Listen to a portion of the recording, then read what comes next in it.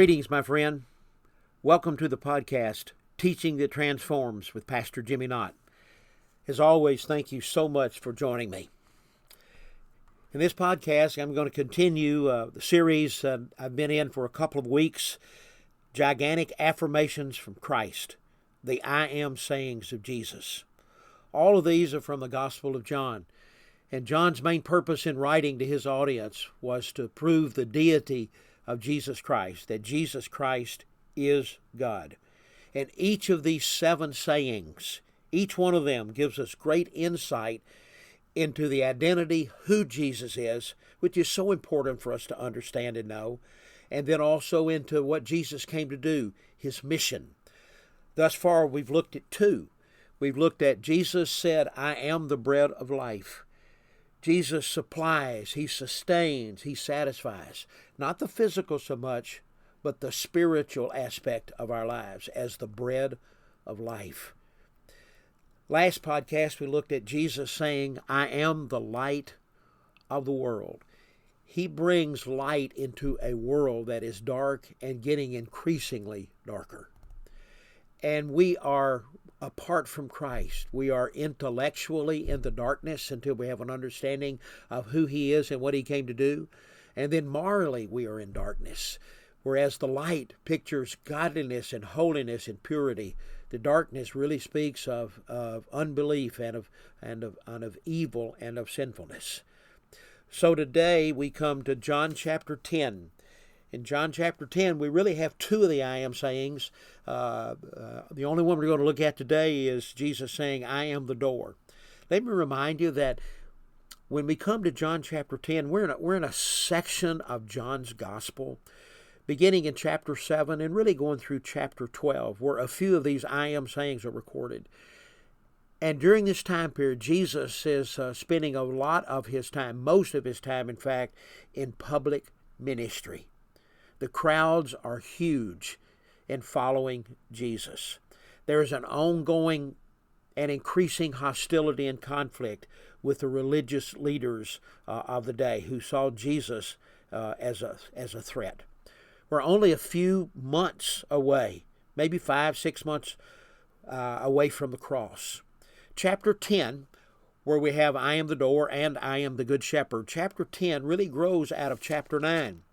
Chapter 9 is where we have a recording of the tremendous miracle of Jesus healing a man that's born blind, which in my view was simply a living illustration of what he had just affirmed in John chapter 8, verse 12, I am the light of the world.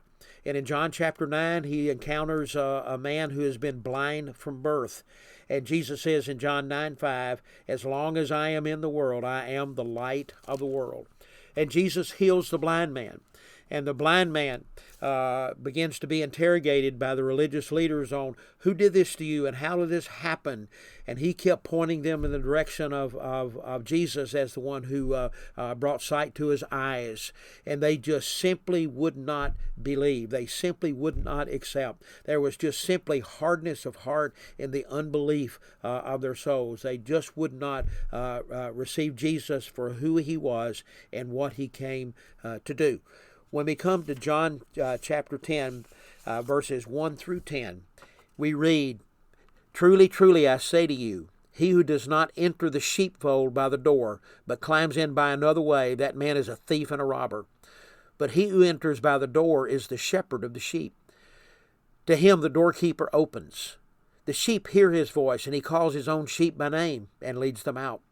When he has brought out all his own, he goes before them, and the sheep follow him, for they know his voice. A stranger they will not follow, but they will flee from him, for they do not know the voice of strangers. This figure of speech Jesus used with them, but they did not understand what he was saying to them. So Jesus again said to them, Truly, truly, I say to you, I am the door of the sheep. All who came before me are thieves and robbers, but the sheep did not listen to them. I am the door. If anyone enters by me, he will be saved, and he will go in and out and find pasture. The thief comes only to steal and kill and destroy. I came that you might have life and have it abundantly. In each of these I am sayings, it's kind of like a metaphor or a word picture. In the previous chapter, I am the light of the world, where there is a contrast between light and darkness. Now when we come to these verses in verses 1 to 10, and it'll continue in verses 11 and following, the metaphor, the picture changes to the sheep and to the shepherd and to the sheepfold. So let's see what Jesus is talking about here when he says he is the light of the world. We need to understand that in Jesus' day, shepherds and sheepfolds were a very, very common occurrence. Close to 80% of the people of that day lived off the land. There were a few that farmed agriculturally, but it was very difficult in the soil in Israel. Many of them, though, were shepherds. Having a small flock that they would raise for their wool, not to slaughter and as it were to eat or even to sacrifice.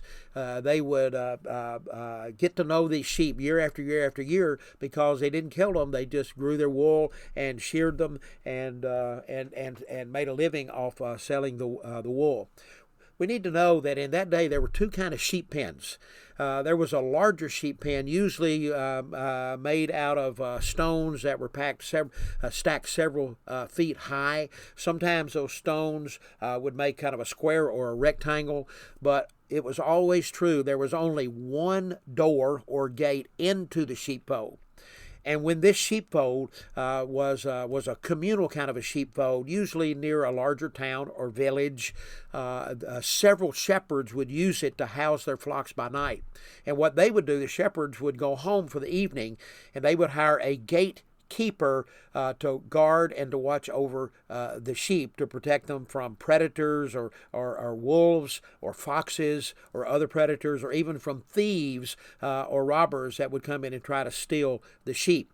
And the gatekeeper would lay down in that one point of entry or exit to keep the sheep from coming out and to keep predators from coming in, be they animals or be they thieves and robbers. And the next morning, this is a fascinating thing, the next morning the shepherds would come to collect their sheep. And they would collect their sheep by simply voicing and calling their sheep. And the sheep recognized their voice.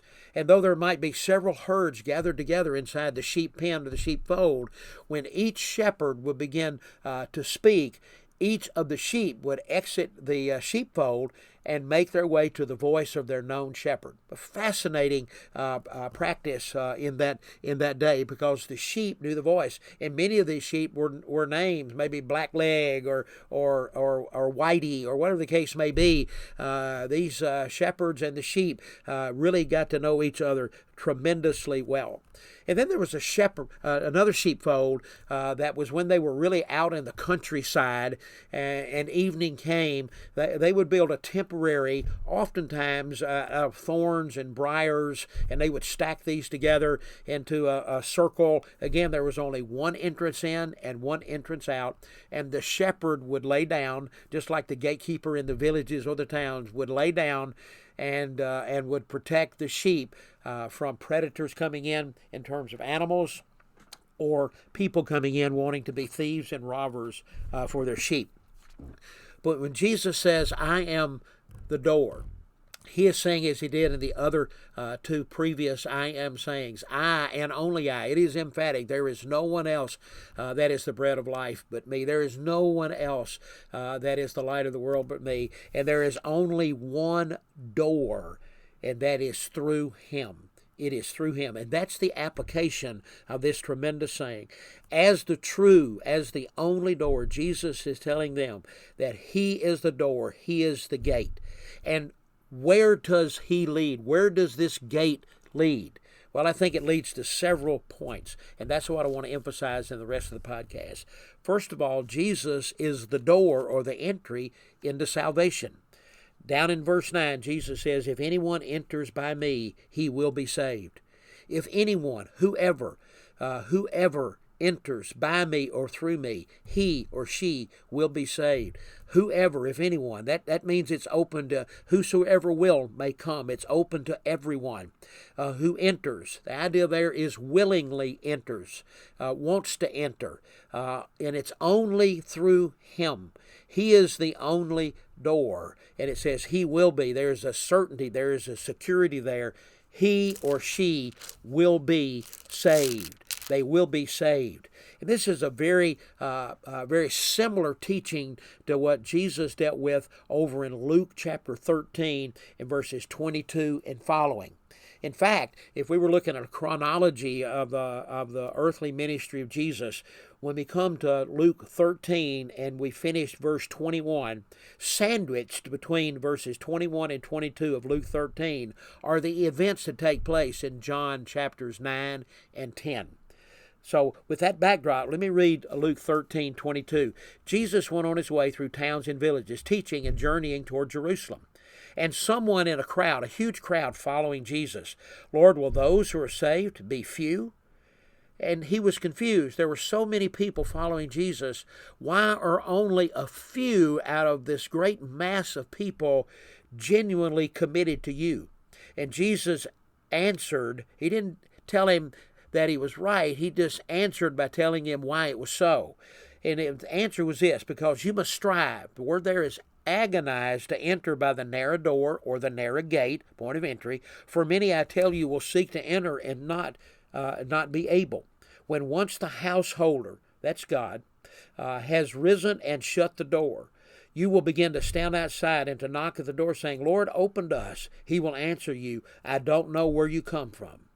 Then you will begin to say, we ate and drank in your presence, and you taught in our streets. But he will say, I tell you, I don't know where you are from. Depart from me, you workers of iniquity. You workers of iniquity.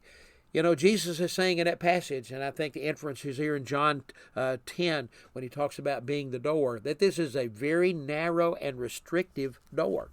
Earlier in the Sermon on the Mount, in Matthew chapter 7, Jesus uttered these words, Enter by the narrow gate, for the gate is wide and the way is easy that leads to destruction. And those who enter by it are many. For the gate is narrow and the way is hard that leads to life, and those who find it are few. It's really very difficult. It really is very difficult. One day God will shut the door. You say, well, Jimmy, how does God shut the door? Well, I think sometimes he shuts the door just because we continue to reject and to live in utter disbelief in spite of all the evidence that's in front of us. And that's exactly the case of the religious leaders of that day. In spite of everything that Jesus had said for month after month after month, especially in terms of the miraculous healings he has done, and his affirmations that he was not just from God, he was God, they just refused. Their heart was hard and they refused to believe. And then there's another reason. I think the aging process has a lot to do with our receptivity to walking through the door and accepting Christ. It's proven statistically that most people who come into a personal relationship with Christ, as it were, enter through the door, they do that before 21 years of age. By far, someone who is a child or a teenager is much more likely to say yes to Christ and to believe in Him and on Him for their salvation when they're younger rather than they're older. That's why churches that are smart are churches that do everything they can to really have a strong and vibrant preschool, children, and teenage ministry to try to reach these younger persons while they're very open to the gospel. Sometimes, again, that hardness of heart is due to pride, and that door gets shut. But one day that door will be shut. We don't know when that will be. That's a decision that God makes. But in the meantime, Jesus is the only door. He is the only access into a relationship with God. We only can come in through Him. The passage, Jesus didn't say, I am a door. He said, I am the door. There is only one way into a relationship with God, and that's through receiving Jesus Christ into your life. So, Jesus is the door. He is the door of salvation. Now let me read on. He goes on to say in the next part of the verse, if anyone enters by me, he will be saved and will go in and out. I think Jesus is saying He's not just the door of salvation, He's the door of liberation.